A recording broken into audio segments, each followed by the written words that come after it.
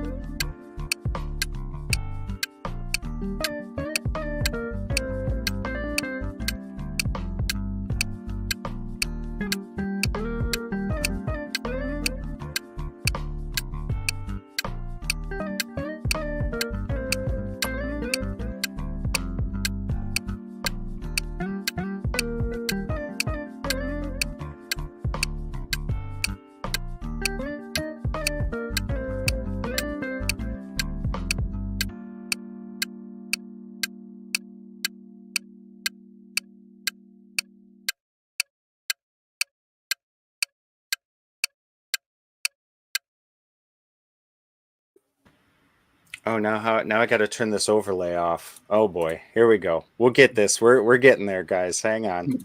Boom, there it is. All right. All right, we are live. Welcome to the first ever Torque.dev virtual meetup. Good to see everybody. Let's just go right around. I think you're all in the same order here. I love all of the titles everyone's given themselves. So let's go ahead and introduce. First off, I'm Jason, community evangelist of Torque.dev. I'll be the host today, and then we have Jeremy, Marlon, and Xavier. Jeremy, go ahead. Give us an introduction. All right. I'm Jeremy Morgan. I'm a training architect at Code Cloud, an author. I was a software engineer and developer and DevOps engineer for years and years and years. And in 2019, I pivoted towards the education space where I'm doing more teaching, building courses, things like that, doing talks doing stuff like this, basically. So I kind of pivoted to education in 2019. But still write code every day.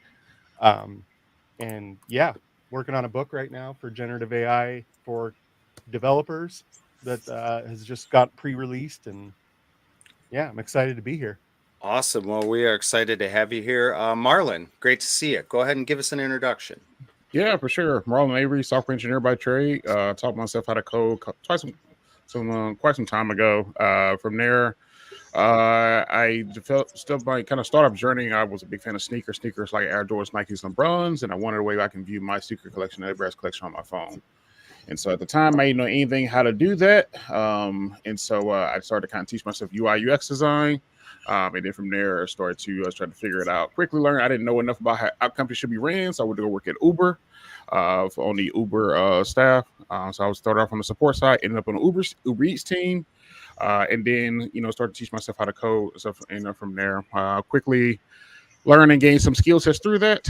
Went to go work at a company by the name of Treehouse, where I led a program teaching individuals how to code in 8 to 10 months, and then placed them into apprenticeships at the end. They got the attention of a larger ed tech company by the name of Udacity, where I ran about 50% of the engineering courses over there. And then from there, joined the largest minority-owned venture capital firm based out of the Midwest, where I became engineering director, which is also where my AI journey started. It was like 2017, 18, and we got access to a tool called OpenAI, and then we ended up developing the first AI grant writer on top of GPT-3. And since then, I've been building, teaching, and implementing artificial intelligence, and from there. Wow, how do I turn your speed down? I think I set you at 2x. I gotta bring that down. Man, you speed run that. You sped run that. Okay. That is a biography, though. Awesome. Great to have you here, Marlon. And last but certainly not least, let's welcome Xavier. Xavier, great to see you. Give us a brief introduction. So my name is Xavier Morera. I'm from Costa Rica, so if you don't like my AI tips, you can ask me about stuff for your vacations, because it's something that I do all the time. So I started about 22 years ago in the learning and development space. I was a developer, actually, but I started teaching people. I worked with a company that was teaching people how to adopt 64-bit computing and then adopt .NET. I got started with .NET pre 1.0, so that's how old I am. And that's when I started teaching, and I found out that I had a passion for teaching others what I knew. And since then, I've worked as a developer in multiple things. I built the search API for one of the big four auditing firms and do a bunch of other stuff. I'm also a Pluralsight author, where right now I'm specializing in Gen AI courses, by the way, and do a lot of big data, AI, ML, and other stuff. And aside from those courses that I've been doing Pluralsight, I've done stuff for Microsoft, for Cloudera, and then a bunch of other companies. And one of the things that I did is, with everything that I learned on how to create courses, I built a platform for generating courses directly from text or PowerPoint. It's an AI-driven platform. So what it does is basically, instead of thousands of dollars and weeks to generate a course, you basically push a button, and for a few tens of dollars or something, and a little bit of time, just go have lunch, you come back, you have your courses up and running. Some companies like Accenture are currently using my software. What I say is, we democratize knowledge transfer through video, by removing technical and linguistical barriers. So basically what I'm helping solve is, the talent is distributed worldwide, but opportunity is not problem, through training. Well, that's me. Wow. Well, welcome to Xavier and Marlon and Jeremy. This is definitely a pretty distinguished panel of people that know what they're talking about when it comes to AI. And I'll tell you who doesn't. It's me. And I'm hoping you guys are going to fill me in on everything. One of the big things that I see talked about a lot is specifically like AI tools for developers to do their job. So I'm curious, we'll just start off with this one. How do you maintain a healthy balance between leveraging AI tools for productivity while ensuring you're kind of making sure that your own skills don't deteriorate? And again, just feel free to chat. We can go back and forth. No hand raising. Just go. If I may go, I Absolutely. summarized it with one word, because I was sitting in front of a bunch of people a couple of weeks ago. It's a big development company, so 150 developers were introduced to GitHub Copilot, and they were cautiously optimistic. That's what some were skeptic. Others was like, yeah, this thing's going to do my job, or it's going to take my job. So that thing came up, that question, and basically I just told them about one thing. Just remember the word accountability. Whatever the AI thing generates, it's your name on the commit. So if you push in something that breaks the infrastructure, it's your name on the commit. You can't fire GitHub Copilot. They will fire you. So make sure that whatever you use to build that solution and copy the code, this is like copying from Stack Overflow on steroids, but a little bit more tailored, right, to your. Remember, your name is on the commit. That's the best piece of advice that I can tell anyone. Wow, I love that. Marlon, Jeremy, anybody else? Yeah, I think I mean, typically as us human beings, we're typically pessimistic towards innovation. We've experienced this over quite some time. But back in the day, the telephone wasn't received well, the elevator wasn't received well. The bicycle wasn't received well from the community, and so these have became tools, and adapted into our everyday life, and so I think it's the same thing as up here, with Gen AI tools, particularly for the engineer. It's a tool. It's a tool, and it's a tool that we can lean on and benefit on. I think it's interesting to figure out how to necessarily lean on that versus kind of it taking over your skill set. I would look at this kind of compared to the calculator. There was quite some time where your teachers and professors were heavily against, the calculator, and said, hey, you're not going to be able to have a calculator access to available to you at 24/7. And turned out that wasn't, the truth and stuff in it. And so now, we lean on the calculator to figure out, equations and things like that, as we progress forward to figure out some more complex problems. And I think this is going to be the same thing here. We're going to lean on, tools like Copilot to figure out more complex problems, to help us, write functions, quicker, better, more efficient, help us, do clean code stuff as well. And also help us follow the guidelines, of some of these startups, small businesses, and large institutions. It's becoming just like it's the ultimate assistant and stuff, if it will, and everything. I don't think it's the ultimate replacer, but I do believe it's the ultimate assistant. Yeah, well said. I agree with that. Jeremy, what do you got? Yeah, it's hard to follow up. Both Yeah. these guys had some coming in great swinging, coming in swinging. But you know, I went through the Stack Overflow thing as a manager when Stack Overflow became really big. I was a practitioner, you know, writing code every day, and I was a manager of a very small team. And you know, as people started to use it, I would tell, especially the junior developers, I would tell them like, understand what you're doing. Don't just copy and paste. It's really tempting, but understand what you're doing. And back then, it was basically like, okay, you've copied this code out of Stack Overflow, it compiles. Awesome. Now you need to figure out why the heck this works and go out and research it or ask one of us, whatever. Well, now it's even easier to do that second step that I found, like with an LLM, you can ask it, you know, how do I connect to this database or whatever. You can get code and it compiles. The crucial second step is to ask the LLM, how does this work?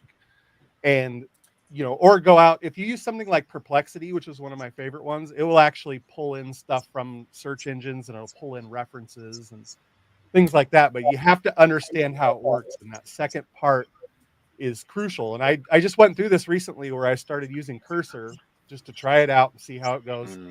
And I wrote a React app, and I haven't written React, like seriously written React, in like 3 or 4 years. So I just started letting it do everything, and then I painted myself into a corner to where I'm like, I have no idea why this won't work. Cursor won't tell me why it won't work. You know, I was like asking questions, and I started getting frustrated because I'm like going back and forth, and I'm like, this doesn't work. And then I realized I'm like, okay, what I really need to do is delete all this stuff, start writing from what I know, start building from what I know, and then just use it kind of piecemeal until I understand the new way of doing things. But yeah, if you don't know what you don't know, it's really easy to kind of get yourself into that situation, you know, where you're like, oh, do this, do this, do this, and then you have this huge bunch of code that you have no idea how it works. That's exactly where I was. I was like, I have no idea how this is actually working, and got to avoid that. Yeah. I just want to add something, and I hope this comment ages well, and that we don't end up being batteries or something. But you know, become a meme. Yeah. So, I mean, sorry. Okay, so we just need to remember that the AI is just another tool, a bloody smart tool, if you want to call it like that. But there's this British show from the 90s when I was a teenager that was called Connections, where the guy, James Burke, was kind of teaching you how all the inventions kind of bootstrap one on top of each other, right? And I just see this like kind of like a connections thing. If, you know, in year 3000, someone can say, hey, when LLMs were invented, check out how humanity advanced, or, you know, I just hope, again, we're not the batteries at that time. So just make sure that you see it as a tool. And there's a phrase that people keep saying all the time. I'm kind of bored of saying that AI is not going to take your job, but someone using AI will.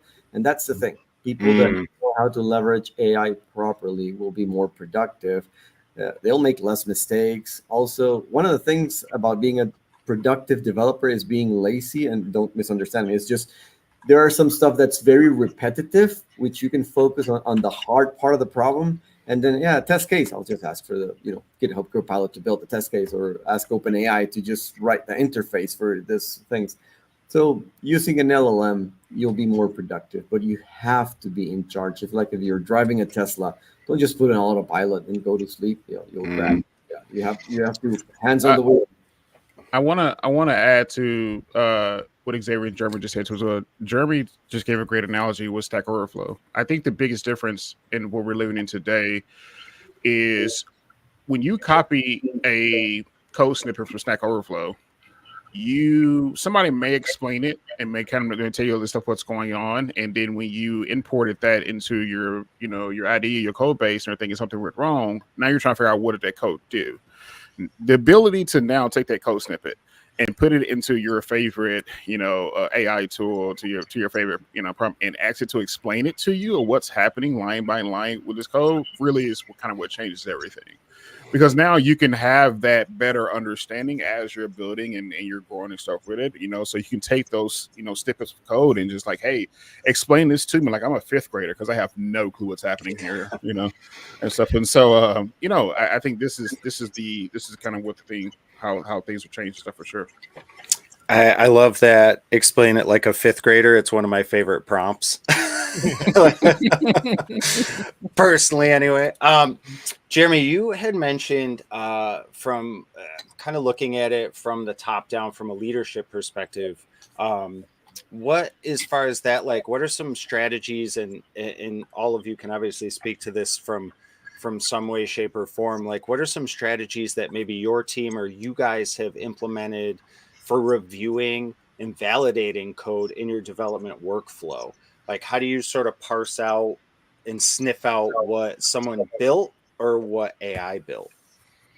So one of the things that I think are pretty much a mandatory thing is you still need to do human code reviews, and that's one of the things that our company is doing with things. And you still have to have manual code reviews. So like Tab 9, for instance, just released this AI powered code reviewer. I think that's awesome. That's great. However, I think you cannot take the human out of it, at least at this point in time. And so one of the big things is having that human code reviewer and then just having them say, why did you do this? Why did you make those choices? And if you as a developer can't answer that question like instantly, then you're relying too heavily on the AI, in my opinion. If somebody comes back to me and says, hey, why did you set this thing up this way? I can say, oh, well, because I wanted to do this, or, oh, I had this goofy thing over here, so I had to work around it. Sorry. We've all kind of been there before, like, hey, this isn't beautiful, but this is what I had to do. But if you can't do that, then you're probably relying on the AI too much. And so I think human reviewing is just a key, just friendly, but basically like explain this stuff.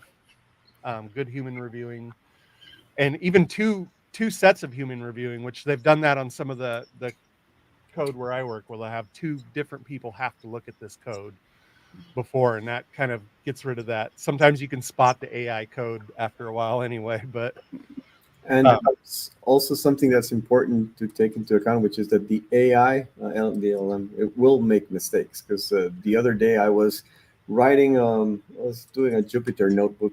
I was calculating how much calories do I spend on my bike rides, because I'm planning a 600-kilometer bike ride next year.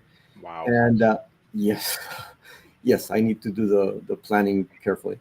And something wasn't right, and I was using Copilot, and then I put it in Gemini, and Gemini actually solved it properly. I was like, oh crap, this thing is not looking at it. It's not taking into account this part of the equation, the watts or something. And the AI will make a mistake, and sometimes you can just keep asking for it. It's like, hey, that doesn't sound right. Can you just check this? And the LLM will go like, oh yeah, I did not take into account this, so again, that like hallucinations that we had for just the regular stuff. This is the same thing. The code may not be properly or may not compile or whatever. I was using OpenAI GPT-4 Canvas, and I give it grace because I know it's in beta. But one of the things I figured out very quickly is once you ask it to write a script or write a segment of code, it does that. It does that pretty well. And then when you need changes, if you start to add, hey, I need you to change this, change this, change this, I realized it didn't move past the first thing that you asked. So it would make the change and stuff in there, and then it was kind of ignore the second and third and so on and stuff in there.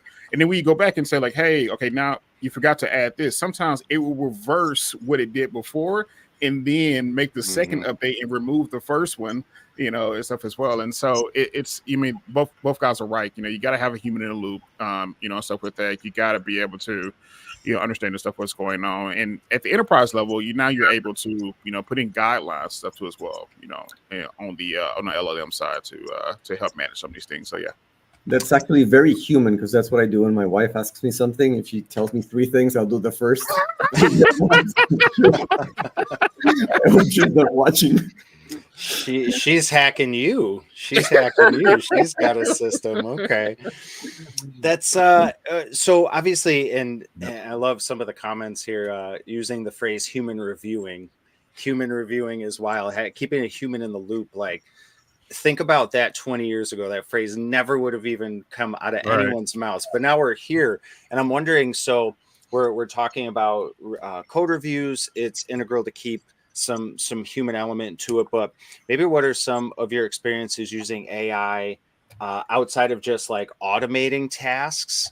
Like, what are some things that you see it as a positive for in the processes that you're doing, or what approaches have been successful for you in implementing it?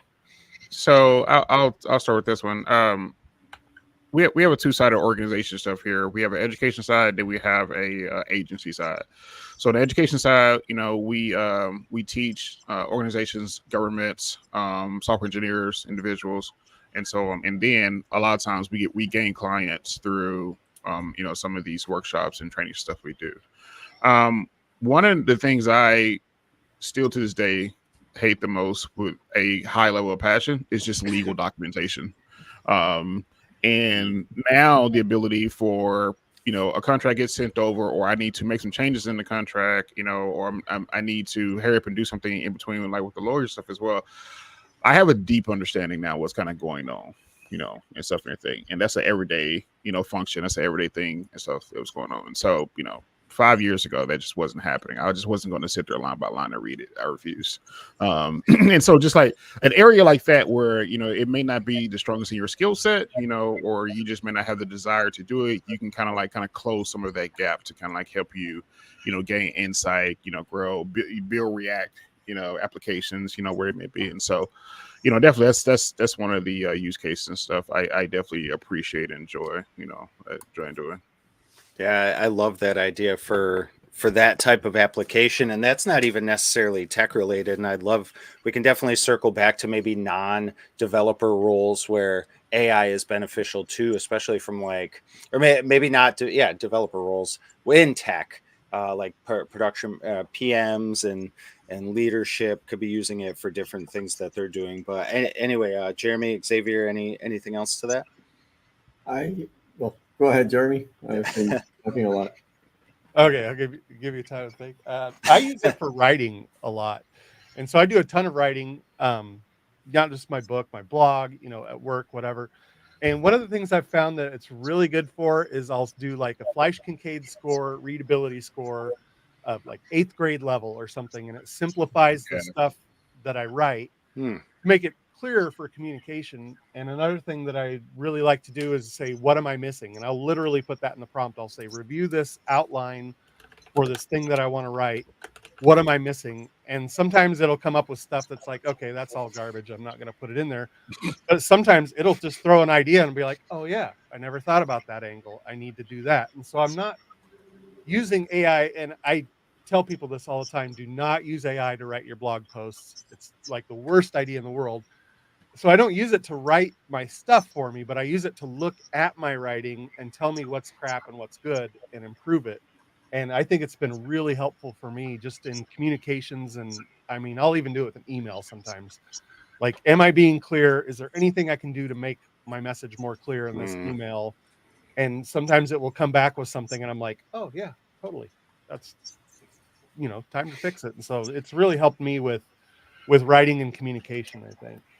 I love that example. I use it a lot for that too, because I feel like I have a lot up here. I'm like, all right, does this make sense? Here's what I'm thinking. Can you make another person understand what I have going on? and it does. And then you iterate on it, but it is good for wireframes and like brainstorming. So Xavier, go ahead. So what I was going to say is I use it a lot, not to write the blog post, but to help me with ideas on what to write the blog post about. Because right now, it's given that since I co-founded the company that specializes in training using an AI-driven platform, I've been writing a whole bunch of posts for LinkedIn. And so I explain to it, what is it that I'm doing, the things that I'm focusing on. Give me 20 ideas and things that are important to know about these topics. Give me the ideas and it helps me get started. So it's like a writer's block on Blocker. Instead of, like that. I don't know if it happens to you that you open a Word document or whatever and you're like, and just stare at it. With this, you just put a few ideas, it gets the creative juices flowing, and then you can sit down and start moving faster. So there's no excuse to just stare at a blank piece of Word document anymore. Yeah, no, that's again another excellent use case for it. I kind of obviously, outside of people just sort of using AI as a crutch to do the code or develop the work for them, there's obviously some other maybe security and ethical issues that could be kind of discussed there too. So I guess from a security and compliance perspective, what protocols have you seen implemented for integrating AI code into production environments specifically, or just in general too? I mean, I would love to have a whole conversation about that. Um, all right. They may have They may have they may have solved this issue. They kind of talked about it publicly. So Pinterest, for example, Pinterest was when OpenAI came out. And Pinterest, I'm sorry, Copilot. When Copilot came out, Pinterest was heavily against it because they figured out very quickly that it was taking some of the code that it was writing and also kind of reading, and then put it back into their model for training. And so that can be definitely, problematic and stuff like that. So now you do have, private, you have private, LLMs and stuff that you can build on top of. A lot of companies are starting to build their own. You have open source, aspects as well. But I think that's one of the major things and stuff there. We still haven't get a definitive answer if, a company like GitHub has trained their model on public and private repos. And so, I think we're still kind of like, waiting for that answer, or companies are just like, hey, we're going to build our own, or we're just going to kind of go to the open source aspect of things. And so, if you are a business, if you are even an individual, who's kind of like, building some of your ideas, startup and things like that, I think that's one of the things to be cognizant as you're using these tools. And a lot of times it can be stored, your code, your own, creative writing and stuff there can be stored back into the LM for retraining. Wow. Yeah, I never thought about the GitHub thing too. Go ahead, Jeremy. Sorry to interrupt you there. There is a couple of approaches that I've been suggesting to people, and one of them is like Tab9 is one of the vendors out there that specifically focuses on security, and they let you either host your own model. You can take your own Tab9 model and put it on your own infrastructure, or you can do basically like a secure pipeline where it's all anonymized and things like that. And so they've kind of tackled that, where I've seen even GitHub Copilot, which is arguably the number one tool, hasn't really addressed it quite in the same way that Tab9 has. And then also hosting your own LLM, which is what we're doing at Code Cloud. We've got our own kind of LLM. And of course, you're not going to build ChatGPT or Claude on your on-prem. I mean, there's just no way to get models that size to run for anywhere near reasonable. However, you can, rent some GPUs, and you can get some good cloud services, and maybe a couple $1,000s a month, which is, ridiculous for you and I, like for personal use. But Yeah. for a company, it's not bad that you can download a llama model and start training it yourself, and just kind of keeping everything in house. Especially if you're concerned about IP. Like, I worked for a defense contractor years ago where we had to badge into the bathrooms. Everything was secured. Couldn't take our cell phones into the building, things like that. Those kinds of places, they need those solutions if they're going to adopt AI. They're not going to be able to say, hey, just go to Claude and put this, code out there that could possibly put the country at risk. So, yeah, like hosting your own LLM, and Tab9 has a lot of good solutions around that. This is it reminds me of a good story of how Strava, the app that they use for running and biking, was being used by some very bad people, because the generals and all the people in the army were using it to log the runs in the secret bases, which was very dumb. It's exactly the same scenario. Yeah. Wow. Oh, yeah, that's a little scary. Mhm. Let's see. I'm looking over the questions here. What metrics or guidelines do you use to evaluate the quality and reliability of AI generated solutions before implementing? We kind of touched on that already. Review processes in terms of professional development. What skills here we go. So, use of AI for developers, like moving forward as a software developer, how should people be using it and learning how to use it to be better developers and not rely on it? Yeah, I'll start with this one. I I ran a online engineering conference a couple years ago, and one of my keynote speakers, um, he talked about basically where the future of technology, so where the future engineer is going. And he said he prefers to hire engineers coming straight out of boot camps, because now boot camps now are teaching their students simply how to connect one platform to the other. How do you get this platform to talk to that one? And I think also too, that's also where we're spearheaded. And right now, we are cementing the foundation of what we're about to build on top of in the Gen AI space. And these large institutions, from your Meta to your NVIDIAs and so on, are now cementing the foundation. The next step on top of that is tool building. And tool building is simply, for consumers, but also to how do you connect, multiple platforms to talk to another that has a bloodstream of Gen AI, in the midst of it. And so, one could argue, that could be a bunch of webhook, API calls, and stuff. But it is the intersection of how to build, connect, and how to put, Gen AI solutions and stuff in between that, on top of the skill set of understanding how to write Python, C, JavaScript, and stuff, where they may be. And so I think the intersection of both those tool sets and knowledge, it will kind of advance you to a place where we're all headed, which is tool building and and connecting one platform to talk to another. Yeah, I love that. Go ahead, Xavier. No, go ahead.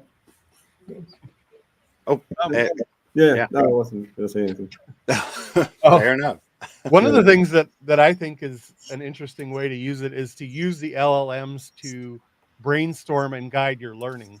And so I've done this several times myself, where I'll say, outline a book on connecting to databases with Python or something like that. Or I'll say, outline a course on this, and I'm not going to teach a course on this, but I'm looking at it for what do I need to learn? Where do I need to point my sales? And I think it's been really helpful for me personally, especially with Claude. I found that Claude works really well for this.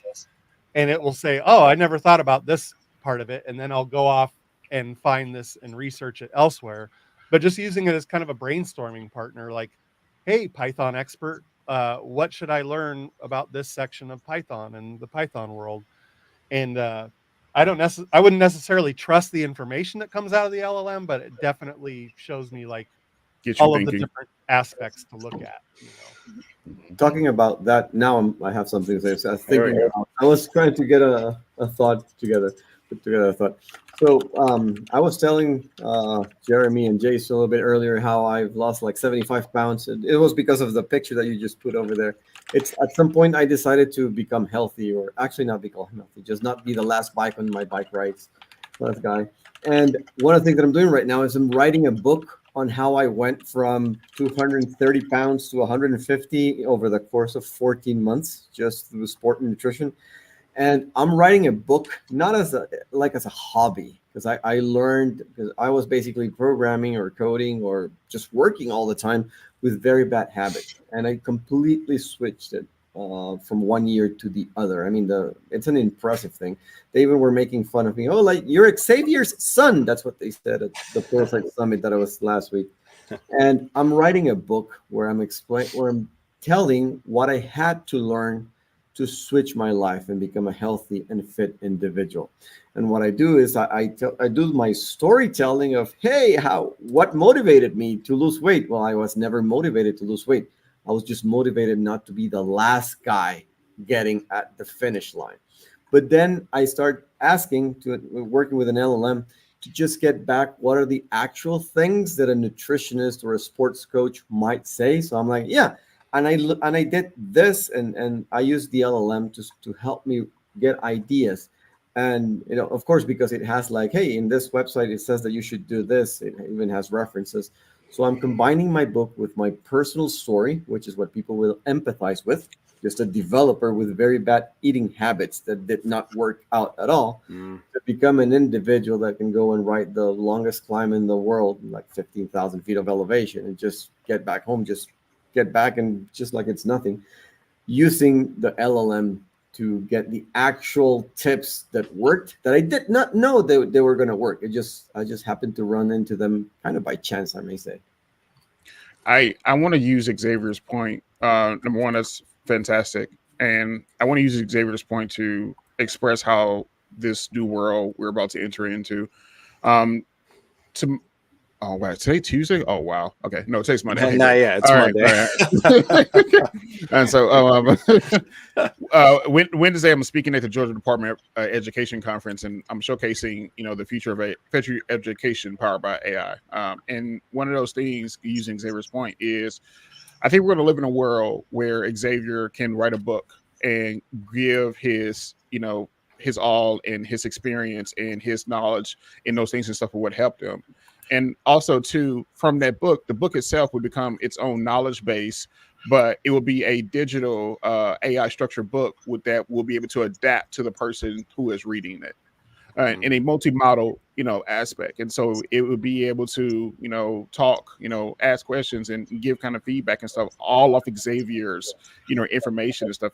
But also too, think about a onboarding flow where the reader is onboarding, and they're telling them how they like to consume information, and an LLM will migrate Xavier's book while keeping the fundamental aspects and his tone and all those things of what he talked about, but adapt to that person's reading style, which makes a different connection than something that we've never experienced or seen before. Wow. Yeah. Go ahead, guys. I saw the finger. But there's a very, very, very important and dangerous point here, which is if you've gone to any stadium or whatever, I'm not a sports fan or whatever, but when you go over there, there's always all these guys who know more than the coach. Oh, if he just put it in that player, if he would have done that. All of a sudden, because of LLMs, we're going to be inundated with people who are suffering from the Dunning-Kruger effect, who think they're experts, but they're in the level 1 of Dunning-Kruger, which That's is happening now. But it's going to be worse because all these people are like, yeah, I know about this because, and they just take the LLM stuff and they just put it out. So we have to be very careful, because if we are bad now, there's always someone who thinks they learn. I agree. I would argue that's happening now. I mean, you can just search on TikTok for any subject. There's good information and there's, not so good information. I think it comes back to the basic of business, which is branding, which is likability. And so, Xavier, you're going to have a fan club who, no matter what, they're going to subscribe, like, buy, because of who you are and your experience and your knowledge of such and everything. It's the same reason why we continuously to buy from Apple, from these other institutions stuff too as well. And now I think that's going to just come back. It's going to flow back to more so the individual and allowing the individual to scale multiple arms using a technology, like AI LLMs that we haven't been able to happen, before. And so you're absolutely right. But I also will argue this also gives somebody like Xavier now the superpowers of becoming that large brand like we all know he can be. And an opinion is like a belly button. Everybody has one. Imagine an opinion with fundamental knowledge that ChatGPT just gave me. So I've heard that saying said very differently. I appreciate that you went with the PG version. I was going to say, I like that. Yeah. Twist on that one. Yeah. Wow. But yeah, great. that might be the differentiator, to Marlon's point, is the personality. At some point very soon, LLMs are going to answer every question that everybody has all the time. And so the differentiator, I think, is going to be, who do I want to hear from? Who is my authority, my person? I mean, I know there's people that take my courses and they're like, yeah, I learned so much from you and it's great. And then there's some people that are like, yeah, you did all right. It's a personality thing, and then maybe they go to the next person and the next person teaches them fantastically. I think that's going to be kind of our differentiator, is probably going to be personality and brand and just kind human of the connection. way you do things. Yeah. Mm-hmm. That's the thing you can't replace with AI is that the thing that makes us all different, but makes us all human. Like, it's that little nuance in it, like you all said. I mean, I love that's the whole thing, is like, AI has never done anything. That's one of the things that people don't think about. Like, you've done things like Marlon, you've written software, Xavier, you've written software, all these people, we've all done stuff, and we can talk about hey, this is what it feels like to build this program and do this thing. AI has never done anything, so it really can't tell you what it feels like to do something, or different experiences, because it's never done anything like that. So Not yet, anyway, right? not yet. It's iRobot is coming, Skynet is coming. Yeah. thinking thinking about that though, I guess like looking ahead, how do you see AI in the software industry being used best, or maybe you could see it going wrong? Let's look into the future. Where do you guys see AI 5 years? I did 10, but I meant 5. uh, I think in 5 years, we're going to go close to like a no code approach. See, uh, Xavier mentioned quote that everybody says that they're tired of hearing. My quote that I'm tired of saying and hearing, but it's true, is you're not paid to write code, you're paid to solve problems. And that is key for software development.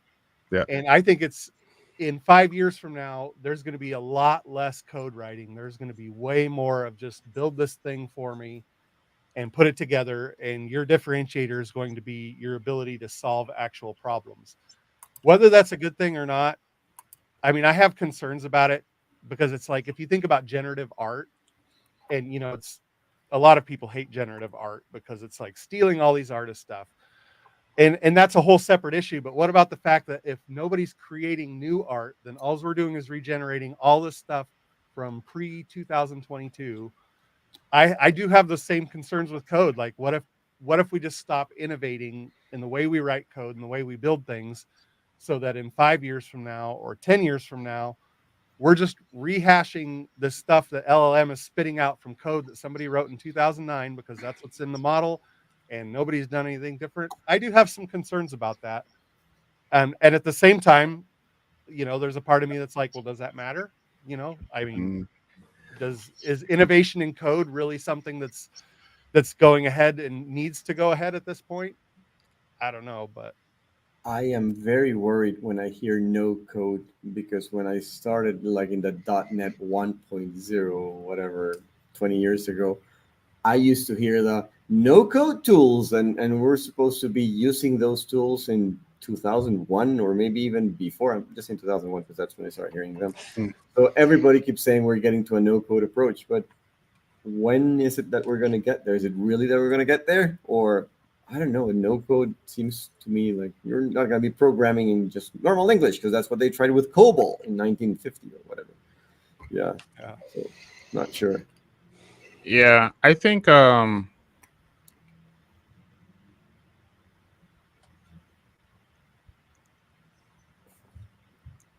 the man, I think the everyday software engineer is in 5 year. We're going to start looking at a place where I think it's a combination of both. I think it's a combination of still writing aspects of code, but also to on the no code, think about automation, Zapier's, make.com, things like that. But I think it also still comes back to solving problem, like Jeremy said, and I think what Xavier mentioned earlier about Tesla, the autonomous driving. We're X amount of months away where you'll be able to send your car to go pick up your brother from the airport, and the car comes back to the house. But also to communicate, it will need to communicate to the airport that the car is arriving, and also to communicate to that individual, text message and stuff, what it may be. I mean, also having the ability to send your car to go pick up your Target order, um, and it giving some type of password permission to the individual there to access to your car, so they can put your grocery stuff in the trunk of your car, and then your car stuff like driving. You still need some type of communication, some type of connectivity, some type of building in between that. I mean, we're already starting to see this with Domino's Pizza, where they have autonomous delivery over in California, and you enter in the code and stuff. Once the car and stuff arrives. I mean, all that all that technology is kind of built by dominoes. They've tackled on and stuff a bunch of other things stuff to kind of create one big solution and stuff in that. And I think it's going to be the same. It's going to be still solution focused. I think it's going to be a process of building and also to doing no code automation things. But also like you said, it just comes back to connecting one platform to other that equivalates to a large solution.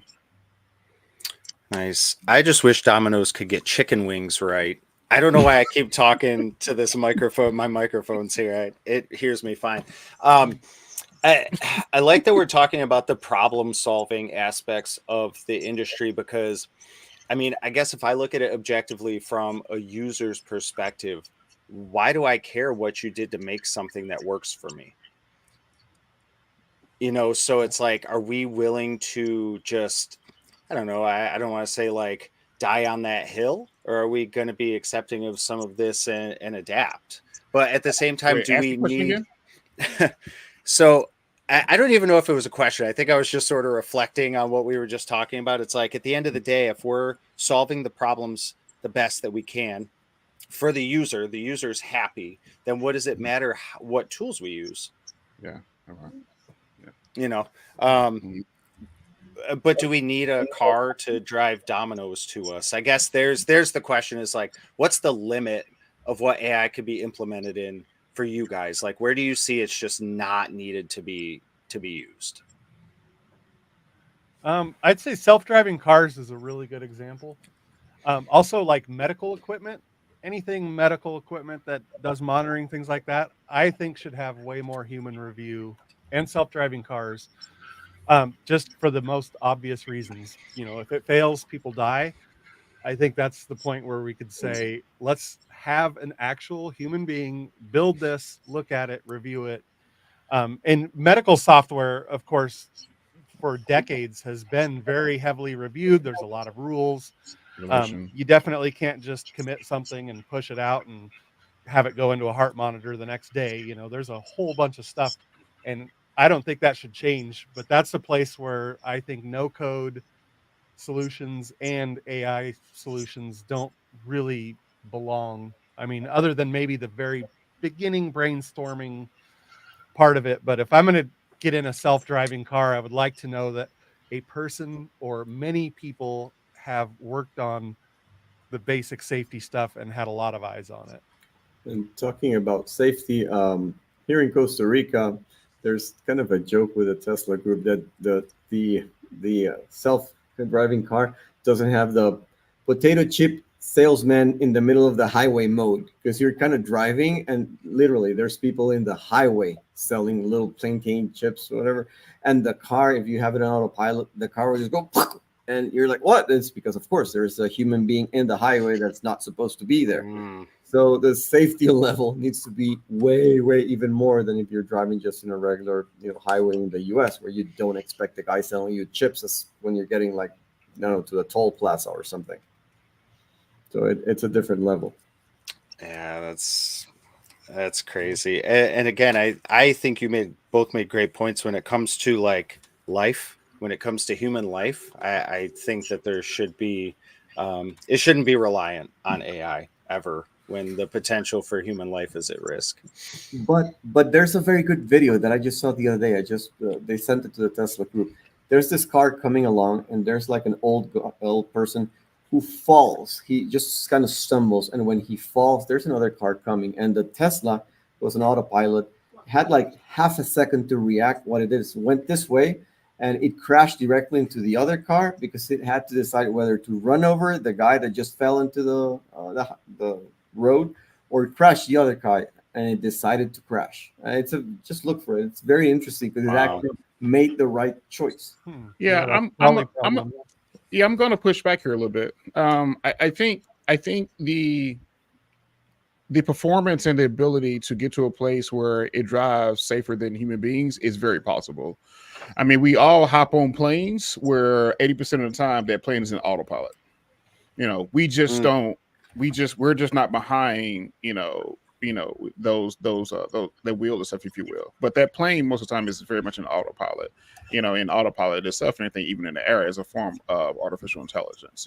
And we also too, there's been several times, well, as of right now, and hopefully near the next 100 years or so, none of us have experienced a huge type of problem in the air. And so, I think we can get to a place and everything. The airlines is heavily regulated. I think I definitely agree when it comes to human lives, you definitely need to have regulation and stuff around it. Everything from the testing, from the output, things like that. I have a Tesla and I did a self-driving on a Honda. Never again. Like never again. Like it couldn't even go around a curve, properly. And so, I think definitely, there's opportunity there. But I would also say, there's aspects where it can, save, human lives, from decision making too as well. And both can happen, unfortunately. And other thing that's key is, and this is not only with generative AI, it applies to AI as well, the concept of interpretability or explainability. There are some things that you might get a response from AI that you can't explain it in human. So why did it say that? I have no idea. It just makes sense, but I have no idea. So it's something that's kind of hard. Why did the AI tell you this? You may have no idea why that happened, because one of the things that I tell people when they're getting started with AI is that with regular programming, you have a whole bunch of statements that take some data and get a result. And that's deterministic. But with AI, what you do is you show the result and then you have a whole bunch of data and it figures out the thing in the middle and you might not know Probability. what's happening. So that's what I tell some people, that's the difference. So it's why did it had that result? I don't know. It just made some numbers and some cells and some back propagation, and then it worked. Just go with it. So, Yeah, it's a stochastic parrot. yeah. Basically, all LLMs are at the end of the day. It kind of circles back to all the points you made, all three of you, in regards to knowing the tools you're using and not just blindly trusting what is put out there. And at the end of the day, I mean, that's sort of an applicable moral for any industry, is you want to trust that the people that are doing the job for you know what they're doing, and not relying on these things.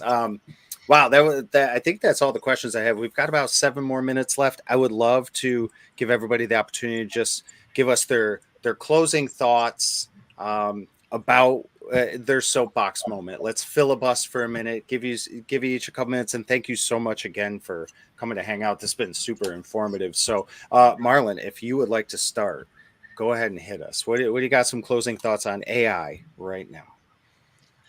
No pressure. Yeah, I mean, yeah, for sure. No politics. I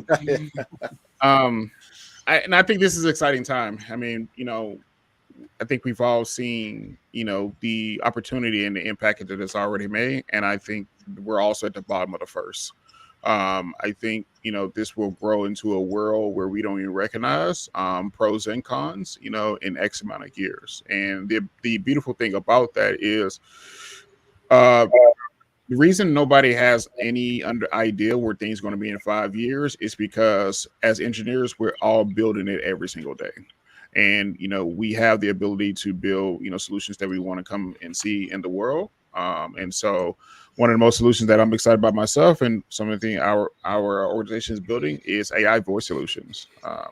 So I think that's going to be continuously a growing opportunity and a fun period and stuff. But we all have the ability to, build, learn, and grow, every single day. And then we'll wake up 5 years from now, and we'll see this new AI emergence world that we live in. And you yourself have the ability to, have a hand in it and hopefully profit from it. I love that. Thank you so much for that, Marlon. Xavier, closing thoughts. What do you got for us? So my closing thought is, as I said at the beginning, it's your commit, your name on the commit. So use AI like what it is. It is a tool. Don't just blindly trust what it tells you. Feel free to get a few different opinions. You can use GitHub Copilot, Claude. Try them out. Use them for ideation, prototyping. I mean, use generative AI as a way to be more productive and create better results. But just don't rely blindly on it. It's still you that you're in charge. Still you. That's right. I love that. Thank you so much, Xavier. Last but not least, Jeremy, closing thoughts. What do you got for us today? Yeah, the same message as these two guys. It's use it to augment your skills, and instead of replacing, right? Like just kind of like an Iron Man suit, and use generative AI to do the boring stuff. I tell people this all the time. Use it to generate tests, documentation. It's not that that stuff's not important, but it's super boring, and none of us really like to do it. So use it to automate the boring stuff so that you can focus on the fun stuff. The fun problem solving, the creative stuff, and use it to augment your things. And sometimes it will suggest better things that will help improve your programmer skills. Like I've been writing Python since like the mid 2000s, and there are times that I'll ask an LLM something and it'll come back and I'll be like, wow, that is better than the way I've been doing it for years and years and years, right? And so using it to augment your stuff, automate the boring stuff, and maybe teach you something or help you brainstorm, and you'll be unstoppable in there. And definitely don't use it as a crutch, and don't get a job as a Rust programmer if you don't know Rust, and just use Chat GPT all day, because it will bite you hard. Oh man, I feel like there's a story there, but we'll have to save No. that. That It's just, seemed very specific. yeah. No story, just something that I've thought about. And, some of my friends have joked about that too, where they're like, oh, these C++ programmers are paid so much money, maybe I should just get a job doing that and use LLMs to do it. It's like, no, that's never going to work. Oh, I think it's an amazing precautionary tale, though, and you guys have all touched on it. At the end of the day, it's your name that's Yeah. committed to this work. So, do you really want to just blindly leave it to faith and ChatGPT? So, Nope. no, I don't personally. That's Thank you again so much to Marlon, Xavier, Jeremy. I dropped socials down into the chat for everyone. Please connect with them. Look at their work, the educational content that they're putting out there. And that's pretty much it. We'll see you guys next week, and for our next one, I'll put up information about that. And thank you guys again so much. I hope you have a great rest of your day, and stay safe on those AI streets. Thanks for having us. Absolutely. Thank you Appreciate so it. much. All right. Bye, everybody. Bye.